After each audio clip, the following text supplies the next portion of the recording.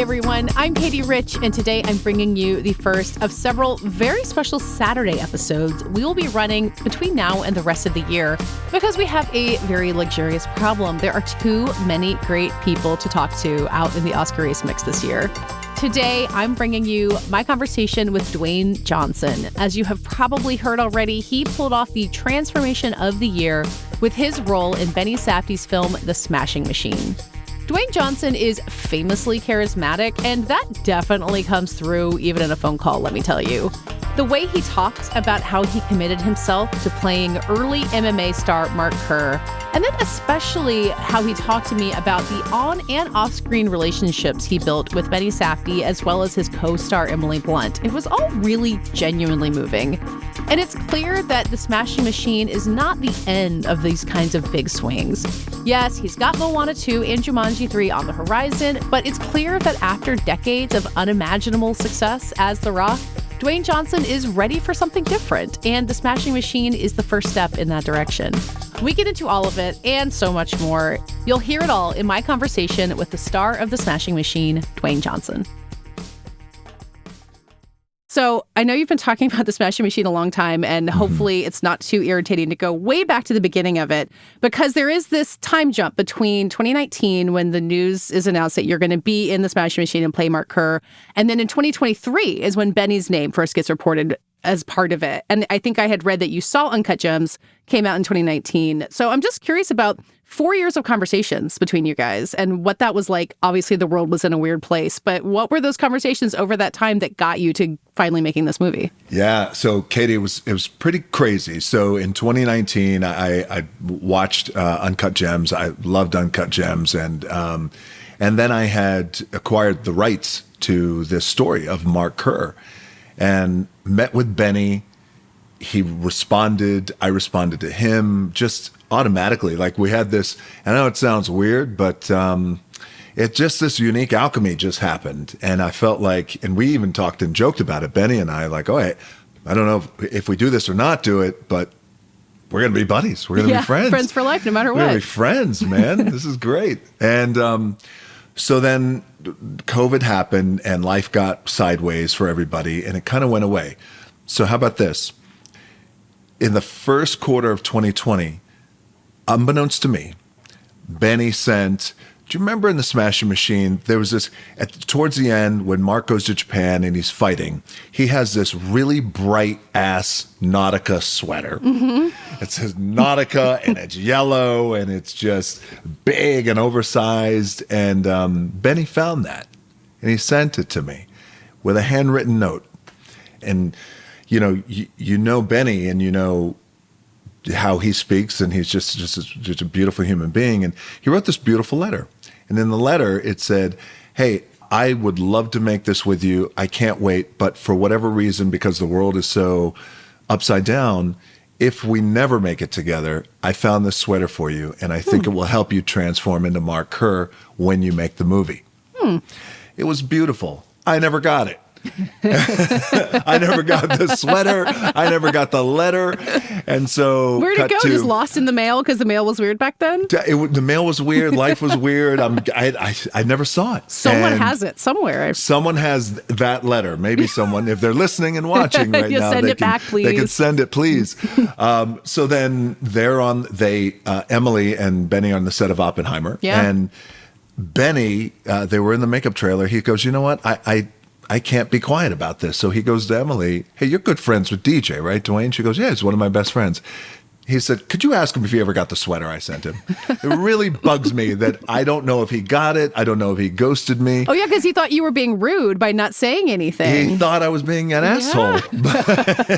So then she connects with me, and I said, oh, my God, no, I never got the sweater. And then she connected us both.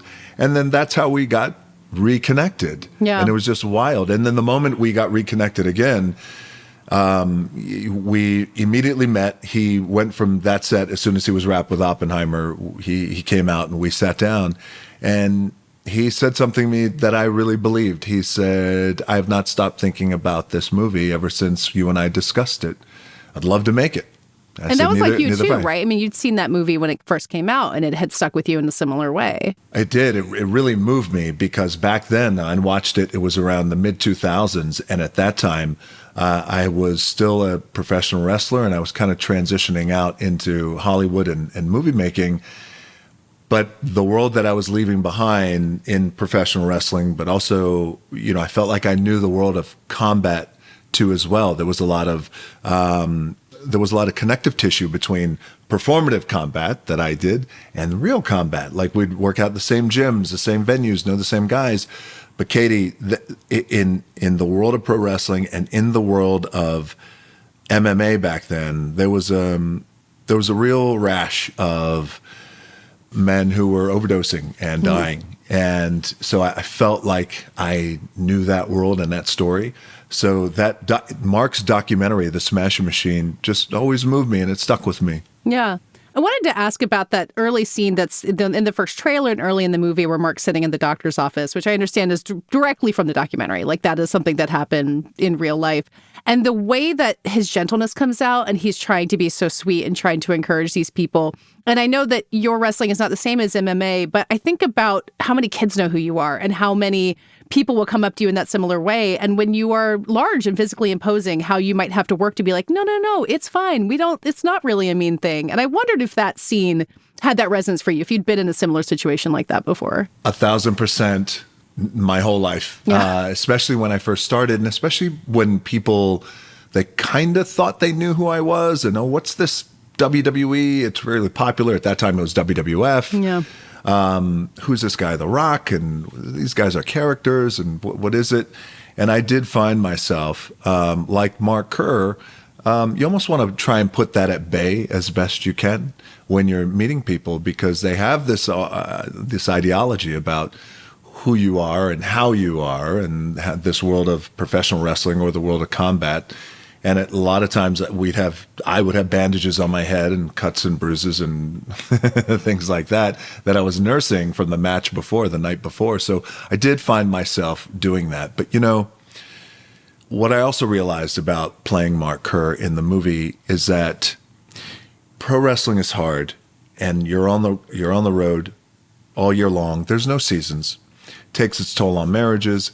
That's why I'm divorced. It takes its toll on a lot of things, and especially your body, and also your psyche. And I feel like you psychologically. But in the world of MMA and combat, God, you just realize that there's a perception that people have of you to be invincible.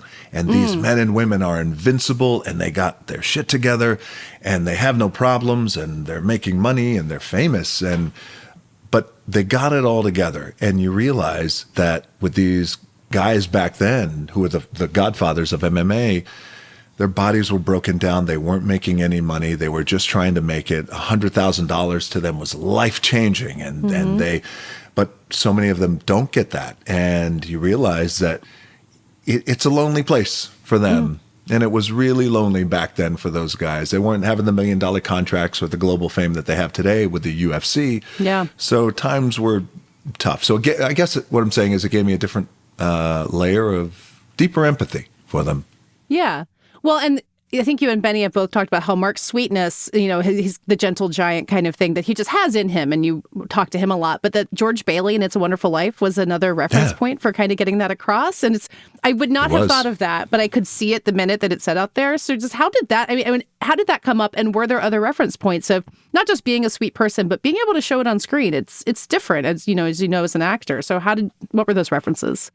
I love that you brought up George Bailey. It's the thing that rocks people. They're like, that was your reference, George Bailey, and It's a Wonderful Life. And we'd say, yes, absolutely. And you know what's interesting about that is it was still is one of my favorite films. He's one of my favorite actors, him and Gene Wilder. And what you realize about that movie, just like Smashing Machine, which is when Benny and I first started talking about this reference and pulling in, of all films, It's a Wonderful Life, and comparing it with Smashing Machine in the way that from the beginning of It's a Wonderful Life to the end of It's a Wonderful Life, nothing changes. Nothing changes, right? If you think about it, it's crazy, right? Yeah. Nothing changes except his perspective on life. And it's the exact same thing. I have chills now talking about this. It's the exact same thing with Mark Kerr and Smashing Machine. Is the world is still the same. He's still in a very hard relationship that's volcanic, and his body's still beat up. He's still fighting his addictions to drugs, but his perspective on life finally changes at the end. Yeah. And everything that he's gone through, he has that shower scene at the end, Mark Kerr does in Smashing Machine, and it's as if to say, everything's okay. And then I think to Benny's radical empathy in that he wanted to show I'm sorry to give it a little bit away here to people listening, but he wanted to show the real Mark Kerr at the end to let people know that it's okay. Yeah. And So life you think will it be really okay. is that kind of like Mark in the doctor's office, right? It's like it was all a show. It's like we, you break the fourth wall a little bit. It's all a show. We're friends. We don't want to really hurt each other, but we have to do what we do. And it's very primal, and we get that the violence can be a turnoff to some people. But at the end, and I also thought it was a great radical empathy choice for Benny, because you could have shown Mark Kerr maybe going through a tough workout and doing great and kicking ass, but you show him shopping at the supermarket. Yeah, it's really special. I don't know why it's so special, but it really is. Right. So that volcanic relationship you mentioned, you talked about how you and Emily Blunt have been friends for a long time and that Benny connection happened. And I love the idea that you guys bonded on the set of Jungle Cruise, which is such a different kind of set in, I imagine, every way than the Smashing Machine. But that relationship carries you from one to the other. So what's the common thread? I mean, you've become real life friends, but is there any way you work together on that carries over to this, or just a way that you bond on a giant movie that helps you on a smaller movie? Katey, well, first of all, we bonded on Jungle Cruise. I don't know if there was a usable take that I don't know how Jaume, our director, put that thing together, because it was constantly just giving each other shit and laughing and joking and really having a great time and trying to tell a great story. The thing that I think bonded Emily and I was trust. And that's what you want as actors. And we had this incredible trust. Then we had the bond, and then the friendship, and our families became friends. And then this piece of material comes around where I feel there's something innate and in the DNA of this material that's calling me. And sometimes it's great to have close friends to go, hey, you may be questioning whether you could do this or not. You can, and you have to, actually. And it was in those conversations that I had with her, the early conversations, she was like, I've known Benny now for some time on Oppenheimer. You guys not only would be friends, but great collaborators. I really believe it. And so that all started to bubble up. And then Benny came to that conclusion about casting Emily on his own, and he said, hey, I got a crazy idea. What about Emily to play Don Staples in the film? And I said, first of all, my first reaction inside my body was like, oh, fuck yeah, that's a great idea. My friend gets to come. My friend, right. But I kind of played it cool. I was like, well, tell me, what's your thoughts? And he goes, I've been watching just a few of your interviews, and there's something, he said, invaluable, especially, he goes, I feel artistically, which will play out artistically, about your chemistry. And that's a thing that even in this volcanic relationship between Mark and Don, there's still a beautiful chemistry there because they still love each other. And he said, so I'd love to explore it. I said, it was a great idea. And then that's how Emily came on, and she just really rocked it. And I think, by saying I rocked it, that I'm oversimplifying her performance. I thought it was just phenomenal, layered, and also that's hard. That's a hard role, I feel like, where to play this woman who is alive, who living today, and you have that responsibility, but also in a way was perhaps villainized a little bit in the documentary. Yeah, I've heard. I think a number of people have come away from the documentary thinking that, right? Yeah, they did, and it's a little unfair. Yeah. And for decades now, that was her legacy, or so she thought. So then not only is Emily, I feel, taking on this role of someone who is broken at that time.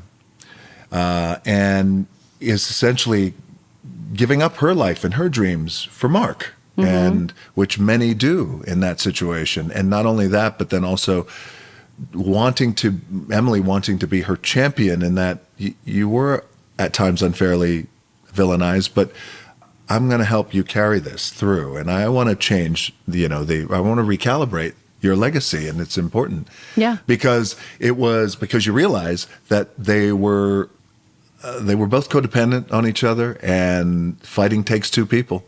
It's not just one. So anyway, that's how it happened with Emily and I. Yeah.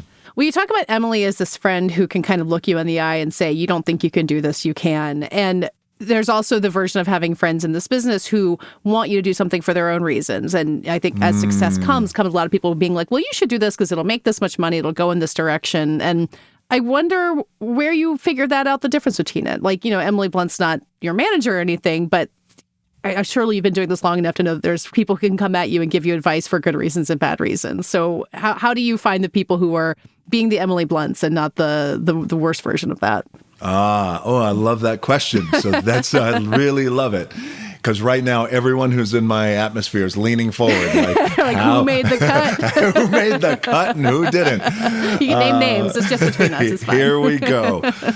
I think it... in and around that time, Katey, around 2019, I had this voice that was kind of behind my rib cage, and it was sitting back there, and it was just saying, "Hey, there's more.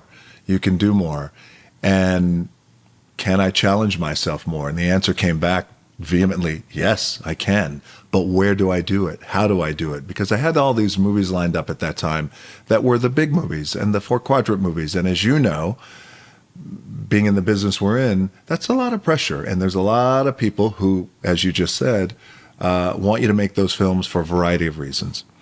And what I would do at that time, as I still do today, because, for example, I'm getting ready to start Jumanji 3, just wrapped live action Moana. So the big movies still have a place, and I think they're important because, number one, you have fun. Number two, they're hard work. But more importantly, if you do them well, they make a lot of people happy in terms of the audience. Yeah. Which is important. But the idea of challenging myself was something that was elusive for a long time. And a friend, not even like Emily, but Emily, who I would constantly over the years just explore and query with her, like, "Hey, what was it like doing the English, Amazon? Tell me that. What was it like working with Nolan? Yeah. What was it like doing this? And how did you find that character? Tell me more." I was really hungry for that. Spielberg, what was that like? Please tell me.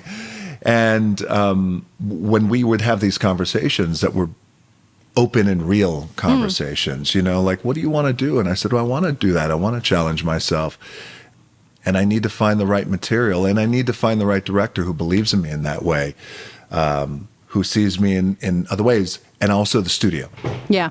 Yeah. Find a studio and that happened to be Benny, and it happened to be A24.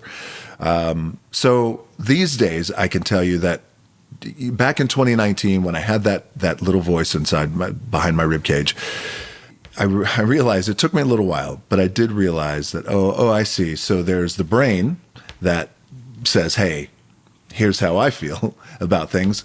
Perhaps don't rock the boat. Everything is good. Sure. These movies are good. They're making money. You make money. People are happy." Then there's the heart. It's like, well, I'm my own boss, and I think that you should do this, this. Yeah. And then the other thing is I realize is, there's the soul that comes in and just says, well, are you going to do it or not? And then you make that decision to do it. And you know how you hear, if you believe in it, and I do believe in this, that when we have an intention and we make that decision in our mind is made up, and we move towards that intention, I do believe that the universe has a way of kind of meeting us halfway and putting things into our life that will lead you towards the thing that you want. It may not be the thing that you want, but it will lead you down the road. And so that's what happened with me. And then when I finally made that decision, it's not that I don't want to do those other big movies anymore, but I want to do these other movies as well. And I want to challenge myself as well as an actor and as an artist. And I want to explore. And I want to try and do something. And this was a couple of years ago before Benny and I started shooting. I want to try and do something that I was told I could never do. Yeah. And then I started believing it. And what that was, oh, you can't disappear. You will always look like you and always be you. You only play this kind of role where it's just yourself. Sounds like you've literally been told that. People have said that to your face. You can't disappear. Yeah. You cannot disappear. Yeah. And at that point, I said, okay, well, hold my tequila because I'm going to watch me. And then, we went out. We got Kazuhiro, who is one of the best ever, and he helped me with 23 prosthetics on Smash Your Machine. And we're going to work together again on this next Benny Safdie project. I'll go the other way where I play a 75-year-old man. But this is his idea of disappearing. So there was so much of that happened for me within the past 5 years. Oh, and this was the final thing. When I talk about when you have that, you set that intention and the universe begins to meet you halfway. When I finally made this decision and this declaration to myself that I'm going to do this for me, and I know that may sound selfish, but that's okay because the things we do in life, they should be for us, and we should put ourselves first. And our inspiration, our passions first. And then, and I mean this so respectfully when I say this, then the audience comes last. Because when you do it for yourself, then it's like, hey, I did this thing. Maybe you'll like it, but here you go. As opposed to trying to do something for them. And around every corner, you're chasing what a trend is and what might be good and what this audience might like or this sector. And so by 2019, 2020, and of course, the world went sideways with COVID. But as we came out of that, the universe was meeting me halfway. And then I have the Aronofsky project, and then the Martin Scorsese project with Emily again. And so all these things started to happen. So yeah. That's a very long answer. I love a long answer. I love the way you talk about the audience as like this kind of like powerful force. It's like a god being like, I don't want to mess with you, but like letting you know you're powerful. Because I do think you've thought about audiences more than maybe any studio executive, like in terms of like what people like, what they want to see, how to surprise people. I mean, movies like The Smashing Machine fit right into that. And just right now or in general, like, what do you think you've learned about what people want to see in movies? Because it's not always the same thing, and it's not always predictable. And it's as we're finding right now in this moment. Sure. Right? Where you think like, hey, these are predictable, but then they're not. What I learned, and I love the question, is, and I'm speaking very specifically for myself and what I've learned about me. For decades, I always thought just 2 words, audience first. And what does that mean? And how can we identify that? And what does this audience want? And then this idea of audience first, I feel it served me. But then I realized, what's going to serve me more and what's going to ultimately serve the audience more is if I continue down the path of audience first and every decision is based on every script, every director is based off of how can we play to an audience? Will the audience like this? It will work for a little while, and for me, it worked for a long time. And I could have continued to go down that path. But I feel the more enriching experience is me first and give the audience my full self, like a Smash Your Machine or like anything else we're going to do, and then see how they respond. Because then I've done it solely for me and what will feed me. That sounds weird, but just feed my soul. Yeah. Well, and if we didn't have people doing things for themselves, we don't get Oppenheimer, right? Like we don't get these movies that are massive. I mean, Moana in some ways is like these things that are personal are the things that resonate. And if you try to reverse engineer it, I feel like that's how so many paths have been gone down incorrectly. You get in trouble that way. It may work for a little while, right? It may make some money, but then the art is forgettable. Yeah. And I realize I reached this point in my life and career where I don't want to make things that are forgettable, that maybe they hit in a moment. Yeah. And then they're kind of forgettable. I don't want that. Yeah. Well, and if we feel like Hollywood's in a constant crisis of how do we exist and how do we go for another 100 years, like you got to make people remember you. That's the That's right. The secret, I think. Rick Rubin has a great quote. I have to share it with you and the listeners now. It is something to the effect, I'm totally paraphrasing, but it's something to the effect of, no one is waiting around for something to be done the same. That is a great quote. Yes. Yeah. Right? Last question for you before I let you go. You mentioned Kazuhiro earlier, and the prosthetic work is obviously, a work of genius. He's a genius. But I like what Benny said about it not making you look exactly like Mark, but having it look a little like you and a little like Mark. Like there's there's a way that your face looks in the end that's kind of uncanny in some ways, and I think makes everyone kind of sit up and listen. It's not being done the same way as before. Yeah. I wonder, what was that like for you? Did you see yourself poking out, and did you experience that same uncanniness seeing yourself in the mirror? It was wild, Katey. So I've said this in the past, and it will feed into what you're just asking. Is the Smasher Machine changed my life in so many ways, ways that I couldn't anticipate, that I'm feeling even today as I'm talking to you. I'm feeling it, how it changed my life. The prosthetics and that transformation of 23 prosthetics, eyes, nose, cauliflower ear, scars, then the vocal transformation and everything else emotionally. But very specifically, the physical transformation was about 3.5, 4 hours in the chair every day. I'd be working on my phone. I'd look up and, my eyebrows will be gone. And then, some other things will be applied. I'd continue to work for an hour. I'd look up, my face completely changed. I'd work for another 45 minutes to an hour, look up, completely changed again. So by the time at the end of 3 or 4 hours, I was a completely different human being. I was Mark Kerr, and I was living in his skin by the time I got out of the makeup chair. Not only was that invaluable, I think, as just for the performance of it, but what was also fascinating from an art standpoint and an auteur director like Benny, because I guess the early instinct is, we have Kazu, he's a master. Let's do a full, complete transformation where I'm 1,000% Mark Kerr. You have no idea who is underneath any of the prosthetics. Yeah. And we had a couple of tests where we went that far down the road for about 6 hours, sat in the makeup chair. And this was Benny. So Benny said, I have a feeling that the answer is yes. He said, let me just ask you this. Do you feel like you're going to discover something about yourself in this role? I said, I do. And I don't know what that is, but I feel like I've already discovered things, and I feel like I'm probably going to discover a multitude of things about myself. I'll probably need therapy, but I will.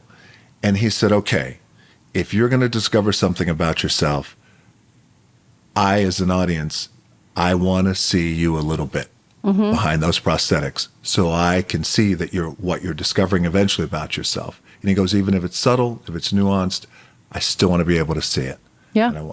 And that blew me away, because I guess it's so intuitive about where you would go about, I have a transformation, I need to turn into another human being. Yeah. But then you have a director who says, well, if you're going to discover something about yourself, I still need to see your eyes. And I want to know. Smart director. Is that smart? Yeah, I just so appreciate that about Benny. And I was like, make me cry here, man. Jesus. And, there's moments in the film where you see it. Yeah. Where you see it. Last question for you then, actually. Did you need therapy at the end of all of it? Did Benny and his prosthetics send you there? You know what's crazy is I feel like we were all each other's therapists. Myself, Benny, and Emily. There were, as you've seen the film, the fighting in the ring was tough to do. The fighting at home, I will take that with me for the rest of my life, and I feel like we left parts of our soul on that set. And yeah. So going through that and those kind of fights between a man and a woman, when no one else is watching behind closed doors, there's a great picture. We should find it. Is after the big 8-minute scene at the end. Mm-hmm. The Jungle Land scene. The Jungle Land scene, yeah, great with Bruce song. Springsteen. It's a great song. It was the first time that Bruce had given permission for that song. Wow. So he was a little hesitant at first. Benny, of course, in Benny's way, wrote a handwritten letter. And he said, I'd love to use this song. I know you've never approved it for any film or scene. And then Bruce's question was, well, it's an 8-minute song, though. What part of the song are you going to use? And Benny said, the whole thing. It's sold. And he showed it to him, and in 8 minutes, the whole song laid over it in 8 minutes. Anyway, after that particular scene, we were so rocked, Katey. It's like I'm still holding on to her. We're on the ground on the bathroom floor. Benny came in. He's emotional and crying, and we stayed there for about 30 minutes. We couldn't move. It's wild. So what an experience it was. Yeah. And yes, I need therapy. I'm sending Benny the bill. He'll send it back to you with a yellow sweater. Yeah, that's right, with a handwritten note. Yeah, exactly. That does it for today's special Saturday bonus episode. As always, over at Prestige Junkie After Party, we've got even more stuff, including a bonus episode that aired yesterday all about Avatar with special guest Griffin Newman. Join us over there for just $5 a month. I think you'll be glad you did. This episode was edited by Brett Fuchs and produced by Brett Fuchs and me. Our theme music is by Dave Gonzalez. Find the Prestige Junkie newsletter at The Ankler and this podcast on Apple, Spotify, or YouTube. We will see you next Tuesday.